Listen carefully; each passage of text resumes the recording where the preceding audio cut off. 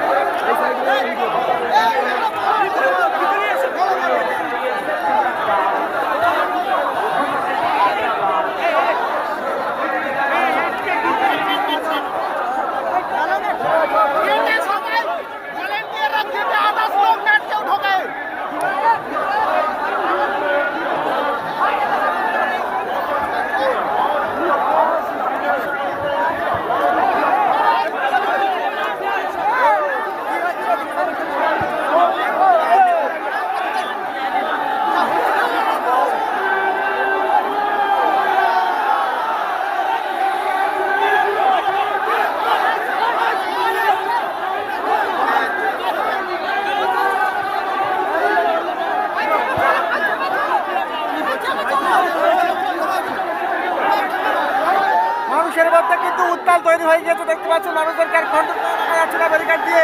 বিধায়ক নওশাদ সিদ্দিকী এই মুহূর্তে শহীদ মিনারে ঢুকেছে। শহীদ মিনারে ঢুকে কিন্তু ব্যারিকেড সব অলরেডি ভাঙা শুরু হয়ে গিয়েছে। এই মুহূর্তে আপনাদেরকে সরাসরি দেখাচ্ছি, দেখতে পাচ্ছেন ব্যারিকেড কিন্তু ভাঙা শুরু হয়ে গেছে। মানুষদেরকে কন্ট্রোল করে রাখা যাচ্ছে না। মানুষদের মধ্যে যে উত্তাল তৈরি হচ্ছে দেখতে পাচ্ছেন, কিন্তু চারিদিকে ধুলোই ধুলো একেবারে এই ব্যারিকেড ভেঙে গেল। এই মুহূর্তে কিন্তু ব্যারিকেড ভেঙে যাচ্ছে, দেখতে পাচ্ছেন সরাসরি শহীদ মিনারে ভাইজানকে থেকে ব্যারিকেড ভেঙে গেল, দেখতে পাচ্ছেন এই মুহূর্তে সরাসরি।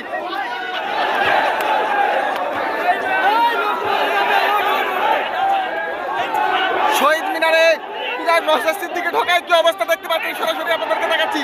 বিধায়ক নওশাদ সিদ্দিকী শহীদ মিনারে ঢোকার সাথে সাথে কি অবস্থা দেখতে পাচ্ছেন, ব্যারিকেড ভেঙে কিন্তু একেবারে মানুষ পাগলের মতো হয়ে গিয়েছে, দেখতে পাচ্ছেন।